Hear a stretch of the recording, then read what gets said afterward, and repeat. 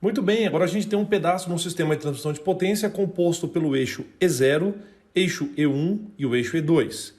Nesse sistema, a gente tem a engrenagem A, a engrenagem B, a engrenagem C está no mesmo eixo da engrenagem B e a engrenagem D de dado. Portanto, eu pediria para vocês classificarem que tipo de trem de engrenagem a gente tem diante de nossos olhos agora.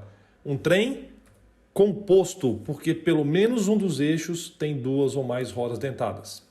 Note, por favor, que todas as engrenagens são engrenagens cilíndricas de dentes retos. Corpo cilíndrico, os dentes são retos, os dentes são paralelos entre si e os dentes são paralelos ao eixo da engrenagem. Não dá para a gente saber quem é a engrenagem movida e quem é a engrenagem motora. Eu precisaria saber onde está conectado o motor elétrico.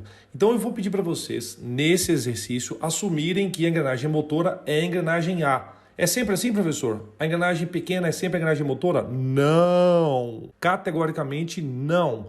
A engrenagem motora é aquela engrenagem que está conectada ao motor. Portanto, o fluxo de potência caminha da seguinte forma. Ela sai da engrenagem A, do centro dela, vai para o centro da engrenagem B, vem até o centro da engrenagem C e depois vai até o centro da engrenagem D. E agora eu não sei por onde ela sai, se é para a esquerda ou para a direita. A partir desse desenho esquemático não é possível determinar. Um ponto que eu já deveria ter conversado com vocês anteriormente, e na verdade não é uma conversa, isso aqui é um monólogo, que é o seguinte: em termos de energia, e eu gosto muito de fazer analogia como, por exemplo, com um fio elétrico. Imagina que a gente tivesse um fio elétrico exatamente onde tem essa marcação vermelha. Suponha que esse fio elétrico estivesse desencapado, ou seja, se você colocar seu dedo no fio, você toma um choque. Então percebam o seguinte aspecto. Com essa situação hipotética, eu te pergunto, se você colocar o seu dedo aqui, ó, onde eu estou colocando o mouse verde, você toma choque? Não, porque aqui não passa energia. Agora, se você colocar seu dedo aqui, certamente você toma um choque porque a energia passa por ali. Da mesma forma, no eixo E1, fora desse trecho vermelho, se você colocar seu dedo, não tem energia, ou seja, não tem torque sendo transmitido nessa região. Portanto, isso é muito interessante porque isso faz muita diferença na hora da gente calcular os diâmetros dos eixos. Porque os esforços torsionais existem dentro dessa região vermelha e os esforços torsionais inexistem fora dessa região vermelha. Portanto, ao ser informado que a engrenagem A é a engrenagem motora, você consegue constatar que a engrenagem B é movida e, portanto, ela move o eixo, tornando a engrenagem C motora, que por sua vez faz com que a engrenagem D seja movida. Uma análise desse sistema de transmissão de potência, e é uma análise bem simples, porque o sistema de transmissão de potência mostrado aqui é um pedaço de um sistema de transmissão de potência maior. Uma análise desse sistema de transmissão de potência permite a conclusão de que se trata de um sistema de duplo estágio, onde o primeiro estágio está composto entre os eixos E0 e o eixo E1, e o segundo estágio é composto pelo eixo E1 e o eixo E2. Nesse caso, a gente vai ter a mesma situação. Eu tenho uma engrenagem pequena, pinhão, conectado com uma engrenagem grande, coroa. Todo mundo que está no eixo E1 tem a mesma rotação. Então, entendam que a engrenagem pequena A tem uma rotação maior do que a rotação da engrenagem B. Portanto, houve uma redução de rotação e uma consequente ampliação de torque. Todo mundo que está no mesmo eixo tem a mesma rotação. Portanto, a rotação do eixo E1 é menor do que a rotação do eixo E0.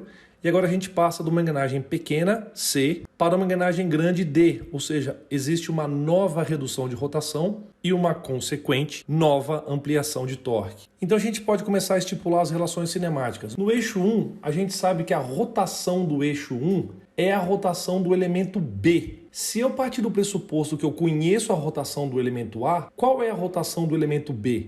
Concordam comigo que a rotação do elemento B é menor do que a rotação do elemento A? Então eu tenho que dividir a rotação do elemento A pela relação de transmissão entre A e B. A relação de transmissão entre A e B vai ser a divisão do Z da maior engrenagem, engrenagem B, pelo Z da menor engrenagem, engrenagem A. Portanto, eu tenho essas relações, NA dividido por ZB sobre ZA. Fazendo a manipulação, eu tenho ZA sobre ZB vezes NA. Ou seja, para descobrir NB, eu pego NA e multiplico por ZA e divido por ZB. Guarde essa relação, por favor.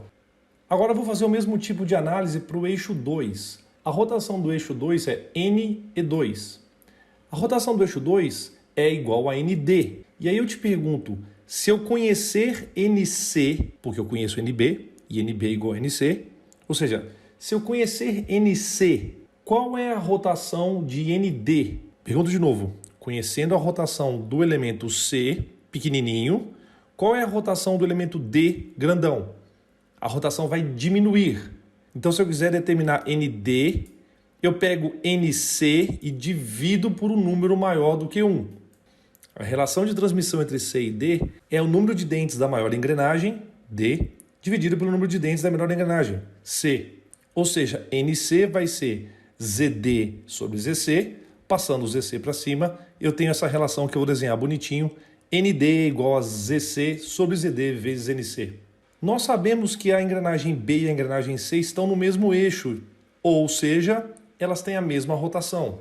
Nós já constatamos que o NB, e eu fiz a marcação em verde, NB, ele vale esta relação, ZA sobre ZB vezes NA. E agora eu vou igualar essa equação verde a NC.